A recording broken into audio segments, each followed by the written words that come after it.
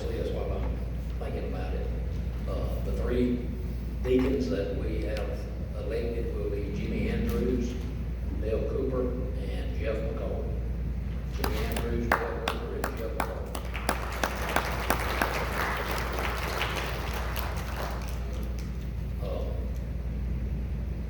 We do appreciate Mr. James Gahan being with us today, and he's the man who had the vision for this charter school some time back. And before he comes, I would like to explain what we're going to be doing here.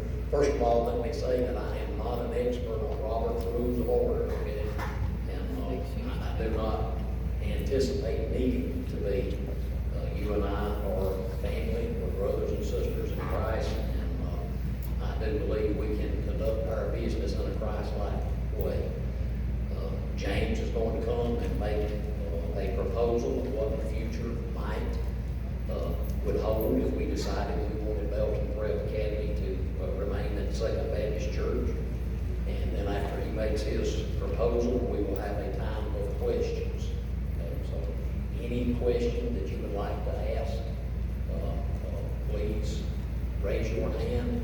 And we have two deacons that are going to have microphones. They will bring the microphone to you like they did the ballots a few minutes ago. Please don't touch the mic. That's why we're doing it this way. They will hold the mic and allow you to ask your question. After we have any no more questions, once everybody has asked the questions that they would like to ask, then we will allow James to leave. And after he is gone, then we will give you another opportunity to make any comments that you would like to make. Okay? And we're going to ask that you would please limit your comments to 2 minutes. Please limit your comments to 2 minutes. And at the end of that, you will have a week to pray about this situation. And then next Sunday, we will vote on our future relationship with Belton Prep Academy. Okay. Anybody have any questions about what we're going to do, how we're going to do it? James?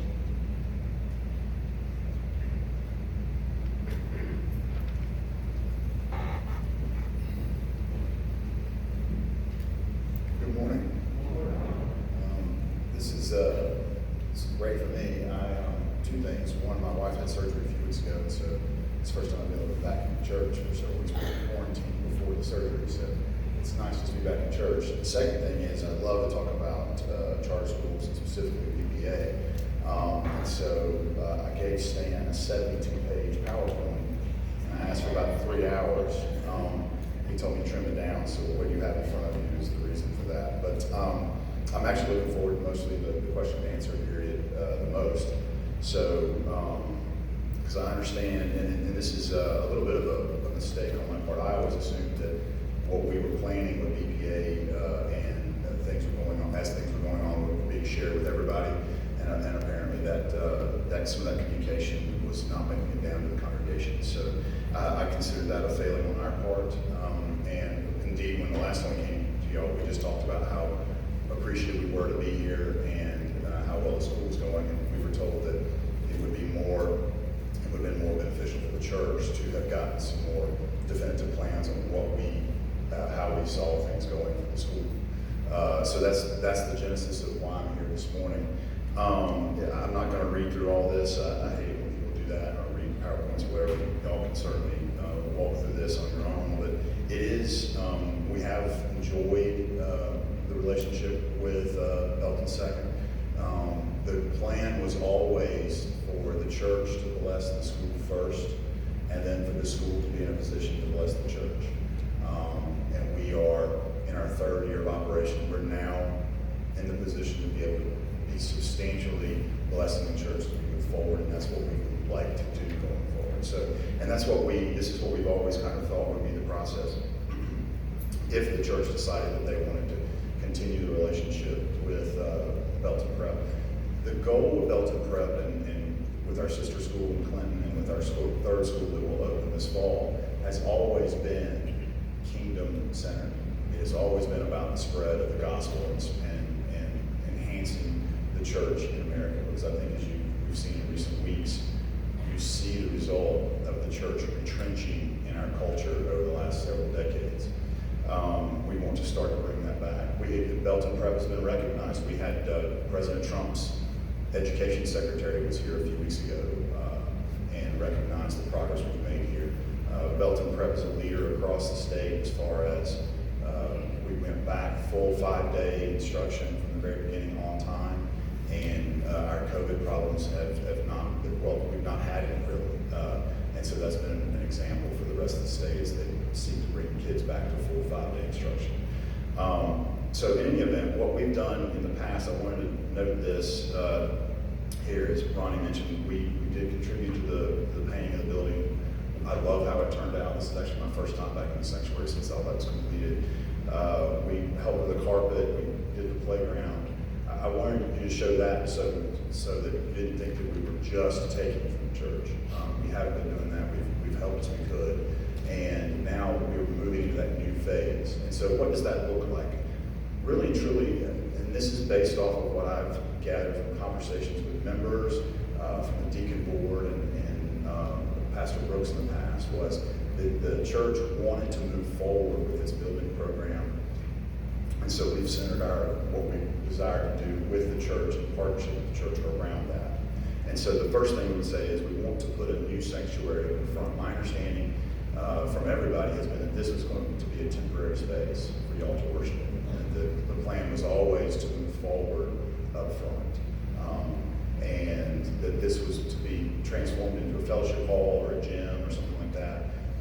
And so that's kind of what we thought that's how we built our plan around. So the first step would be to do a new sanctuary in the front that would be according to plans adopted by the church, pursued by the church, that the church would adopt.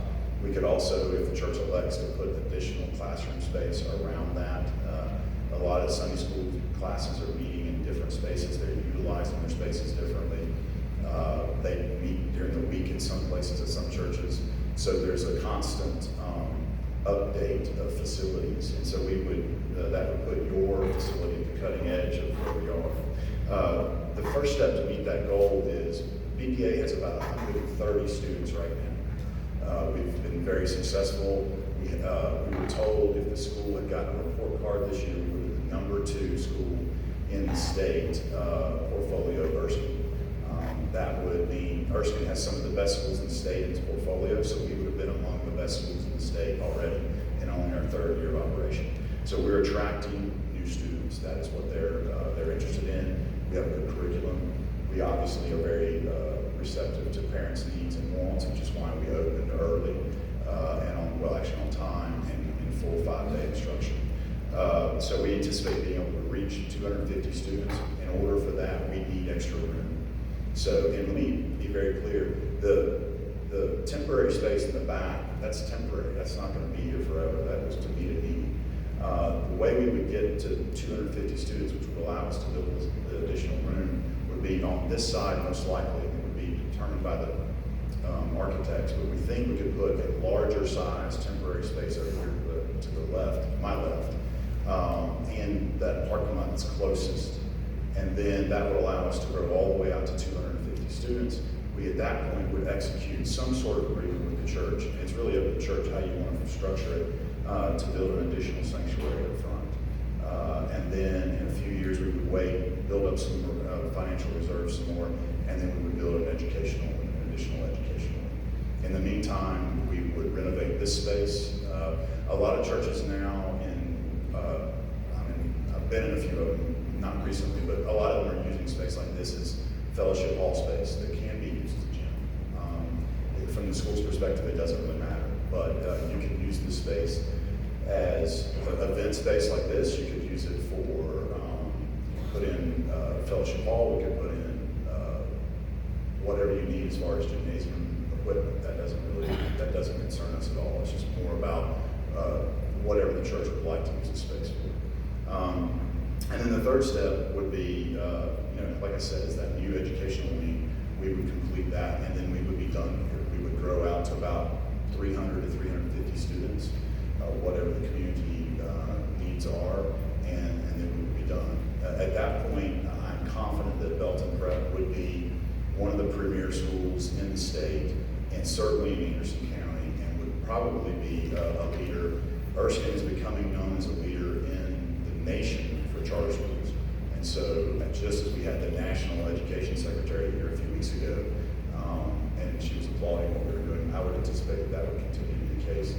And Belton Second is the church that made all that happen. So, I'm anxious to get to your questions, but I did want to end with one thing. We do anticipate, as has always been the plan, at some point beginning to pay a lease, entering into an amended lease arrangement with the church, so that the church will begin to benefit financially from the relationship. We've indicated in this that we could bring payments in about $30 a kid per month, and that would allow the church to benefit financially as the school grows in numbers.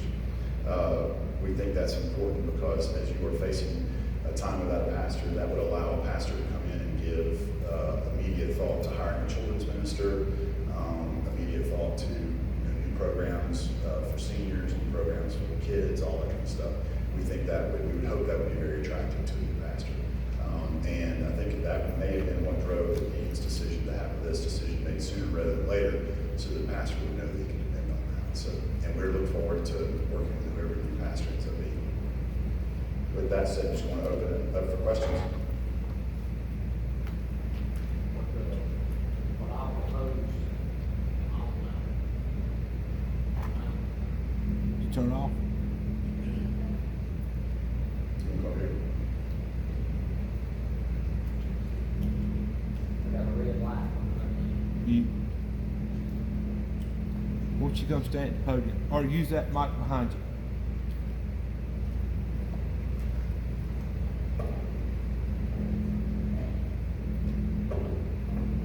I was just gonna say, what I would propose we do is, if anybody in this section has a question, if you would stand up, and we'll bring the mic to you. And if anybody over here has got a question, stand up. And we drop the hand. So, anybody in these two sections, any one of these two sections have a question?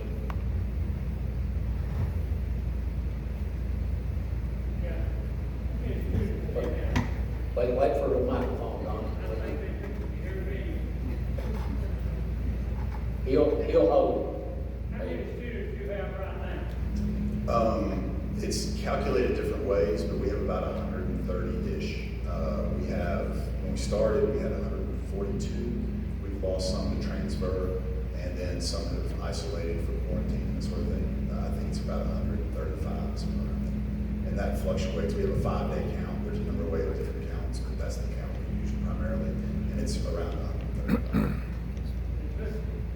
Back your total investment? I'm sorry? Back here to the back, you said your total investment? No church money, I mean. Oh, did church money pay for these buildings? No, I'm not asking if they paid. I'm asking you, is that your total investment so far on this property? No. I'm sorry, I can't understand the question. Can you? So is that your total investment so far on this property? Oh, on property? Yes, sir. We put more money to get the school started, but we upgraded some of the things. I don't remember exactly what they were inside this building, but yeah, that's pretty much it. That's the majority of it.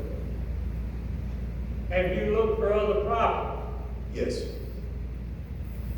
I mean, we have done that in anticipation of maybe the school saying, the church saying that they would like the school to move on. So we've looked around. We've not entered into any contracts or anything like that, but yes, we've been looking around for extra property.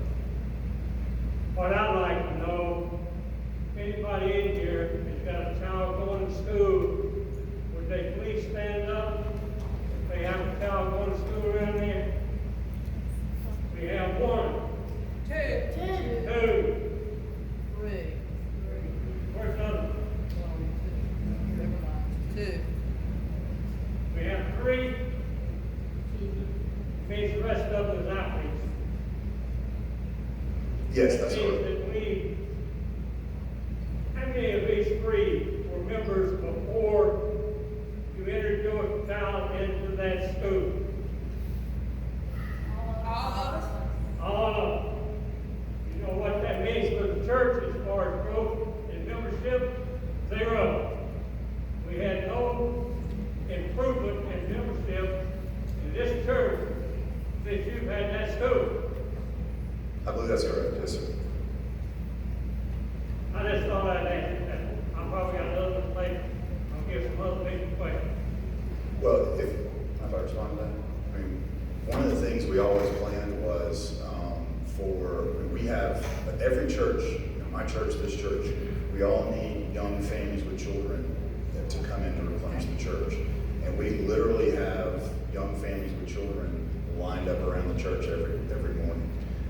And we've wanted to, we haven't done this much this year because of COVID, but we've always wanted to enhance the relationship between the schools, parents and families, and the church. I think we both struggled to try to find new ways of doing that. But we're still committed. We love hosting. We've hosted COVIDs in the past. We would love to continue to do that. We would love it if the church would offer, just have somebody walk down the line of the cars in the morning and say, hey, is there anything I can pray for you about? Or give parents coffee or donuts or something like that. Just anything that will allow you to start that relationship with our families. We would welcome that and indeed encourage it. Anybody from this side? I want to do one section, one over here, one over here. If anybody has one over here. Nobody got one over here?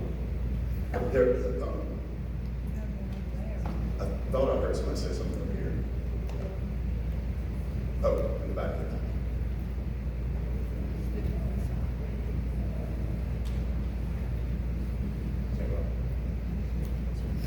It doesn't matter. I was going to do one over there. One over there, one over here. Reading this, it says that you propose $30 for each child that goes to the school.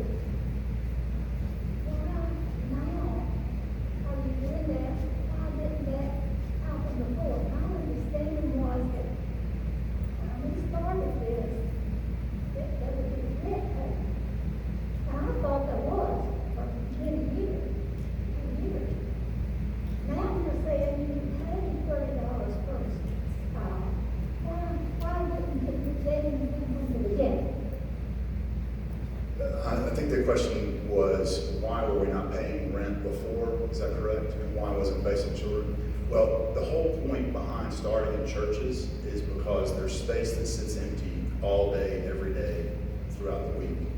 And that space is not being utilized. It's not an asset. It's driving income or anything like that. Our thought was we would get started. It's a huge benefit for a school to be able to get started without a facility cost.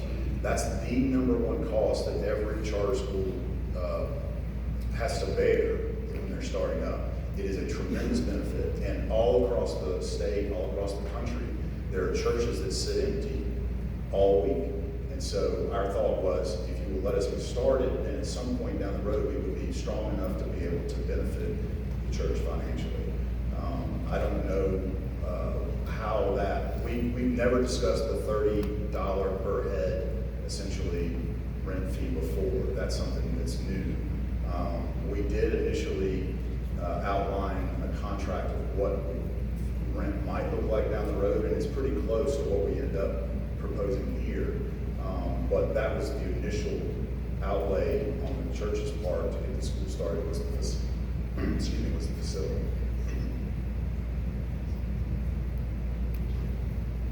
Okay, Joe, got any questions? Excuse me, she's got 3 questions. The first one was James, you said in your position, 350 students and then you would be done here. What did you mean by that? That would mean that the school has reached the full size of its charter. Currently, the school has a charter for, I think it's 450 kids, but we got a charter for a little more than we thought we would actually use. We'll go through 8th grade, and we estimate by the size of the community, the number of houses around this location, then we would probably max out at about 350 kids. That's done here, does that mean you're looking on somewhere else, or are you building more? Oh, no, we would be done growing. The size of the school would remain the same. And then, if this is growing, what's this issue of public school funds? Public school funds, everything is taken away from them. The teachers don't have to help with this. I understand that they're taking funds away from school. No, ma'am, we don't receive any district funds. That's a misconception. No, I'm sorry, misunderstanding. I'm not saying that correctly. I mean, every student that comes here is taken away from our public school. Is that incorrect? No, ma'am. Charter schools in South Carolina are funded through a proviso in the state budget. There are some funds that flow, that are attached to the child, where the child goes, and those funds flow to that child. But we don't get any local district funds at all. Indeed, the way it's set up in South Carolina, if a student leaves the local school, let's say Wright Road, and they come here, some of those funds that might go to Wright Road, it's about probably a couple $1,000 would follow the child here. But those are not district funds; those are federal. I think they're by and large federal funds. But what happens is, the good news is, the per capita spending per child actually goes up at the school at which, that the kid comes to here from. So they're actually able to spend more per child at that school. And they also keep all of the district funds there for building purposes and all that kind of stuff. So, and from what I understand, in the most recent reform package, the state is considering switching that to that model for everything. But we have a very specific line item in the state budget just for charter schools, and those are state dollars. They're not affiliated with any specific school. All right, we still use our dining room and our kitchen when it grows so big, or when you make this building out here to the side, where they have their own facilities for eating, or would we still be using this small facility? No, we can do either one. It just depends on how big you want the building to be. But I would anticipate, we'll work with the church and see what's best for both the church and the school. It might be great to upgrade the kitchen at that point. I don't know. That'll be up to you. Judy, has a question to say?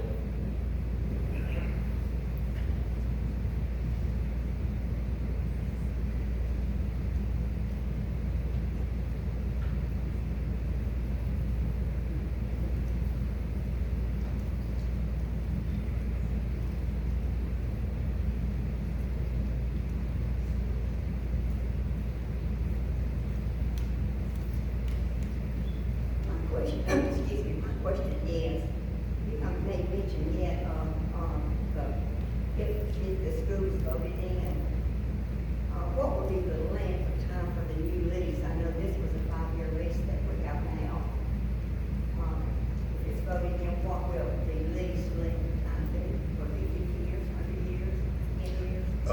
Well, the 50-year number got thrown around at some point. Where that came from was, that was a discussion of when we go to build the sanctuary, it would depend on how the church would want that to be funded. If the church wanted to say, all right, school, you're going to have to commit to giving us enough money to pay for the building through some sort of lease, then that would be determined by the financing terms by the bank. So we would guarantee 10 years, 30 years, whatever is necessary for the bank note.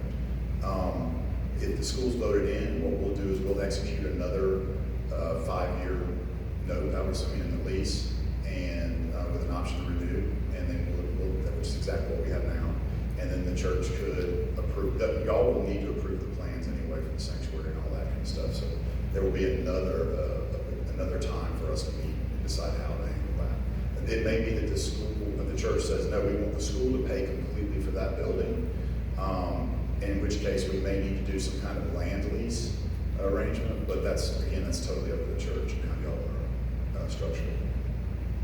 Okay, I want to just follow up that briefly. So you are saying that the next lease will only be 5 years? Yes, ma'am. It'll be exactly, all we will do if it changed with the current lease would be the amount of money that's coming and how it's structured. One other question is, say this is approved, and when you do this, will the top that is leased will be all the church's property that we own on this side, in addition to the other side on Buford Road, those 10 acres, and then this 50+ acres here will be all the church property that's in the lease? No, ma'am, it's only for this campus right here. I mean, unless you want to include the piece across the road, I mean, that's fine. That's not my question. I just wanted to know how much of our property will be in a lease, is in a lease. Yes, ma'am, it's just this parcel of the church's property that's confined by Where the church building is actually on. Yes, ma'am. And any additional part, you're releasing any of that? My understanding is this is all one parcel, exclusive of the property across the street. So it would be for all of this parcel. All the property on this side? Yes, ma'am. Come down to the ball field and all that area? Yes, ma'am. Ball field, that's part of the school will be leasing? Yes, ma'am, that's part of the current lease. It's very difficult, it's called a condominium lease, and I will be honest with you, I'm not as familiar as I should be with that sort of thing. It's very difficult to lease portions of parcels. And it's harder for us to get money for projects. So that's why we would suggest a full parcel lease. So that is what you currently are leasing currently? Yes, ma'am. And so the second lease on the next 5 years, if that's voted in, will be the same property, will be leased, not the other side of the road that's really not, being used on. That's correct. Yeah, all the timber stuff. Yes, ma'am. That's, thank you.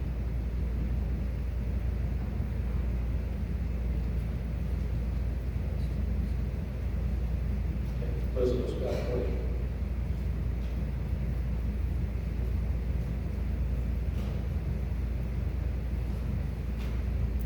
Students go through 8th grade. After that, they graduate to high school. How do these kids fit in? It's been years. They would then transition after 8th grade over into the regular public high school. Yes, ma'am. How to fit in. They sort of been protected here from the world, I guess I'm saying. Does the transition work well for them? Well, I would say they're not really protected. I think we're doing a very good job of educating them about, any number of subjects. I think a smaller school does afford some innate protection for kids. You don't have a lot of the same problems. But the good news is when a child leaves a facility like this and goes to a high school, they're older, they're better able to deal with temptations and the encounters they have, and frankly, they're better equipped to be, I think, a better witness as well.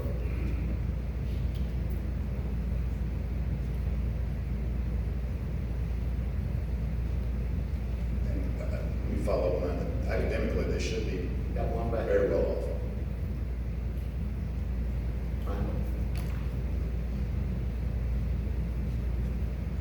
Follow-up to Judy's question was about the 5-year lease. That's if we pay for the building. We finance it, you pay us. No. It would be, we would agree to another 5-year lease, like right now, that would allow us to put, because right now we don't have the right to put another building over here. And if we're going to pay for it, all that kind of stuff, and we probably will pay for half of it, probably finance the other half, just so it doesn't hit our cash flow too hard. But we would need some kind of lease to show that we have the ability to put that building there before, a bank's going to talk to us. I'm talking about as far as the sanctuary. Right. So that would be determined at a later time as to how the church wants to structure that. If the church wants to build that structure on its own, then it would tell us how much it needs in rent a month to do that. If the church decides, hey, we'd rather have the school build it, then we'll have to enter into whatever agreement is required by the financing rules. So we would have to finance it ourselves. No, you'd have that option, but if you want the church, if you want the But if school we to wanted build it, if we wanted the school to do it, then what kind of lease would we do? we would just need some kind of land agreement. For how long? For probably the length of the loan it would take to pay off the building. I think that's the way it works.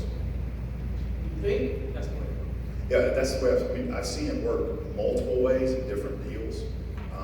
But I think the way it would work out in this case, if you wanted the school to pay for everything, we would just need an agreement for like maybe $1 a year that they could lease that land in order to put a building on. What happens with the new administration if they decide to close down the charter school? If we have agreed to a contract up there? Well, it's gonna be very difficult for anybody to shut down charter schools. It's locked into law. You would have to overturn the law, overturn appropriations. That's not possible. It's possible, but I don't see it happening. But if the school were then to fold or go away, and the state has already said, the State Department of Education, as well as Speaker Lucas and I forget what his new title is, he used to be President Pro Tem, Leatherman, they've already said that if at the federal level they say you cannot allocate funds for charter schools, then they will move at the state level to allocate funds for charter schools. So I don't think, and most states have already said the same thing, so I don't think charter schools are going anywhere, but in the unlikely event that it were to go somewhere, at that point, the school would, the contract with the school would, I guess, cease to exist, and you would be free to do whatever at that point. There wouldn't be any remaining obligation to the school. So if the school and church decide to part ways after this 5-year contract is ended, those buildings back here we were told would be left here on the property with the church wanted, is that true?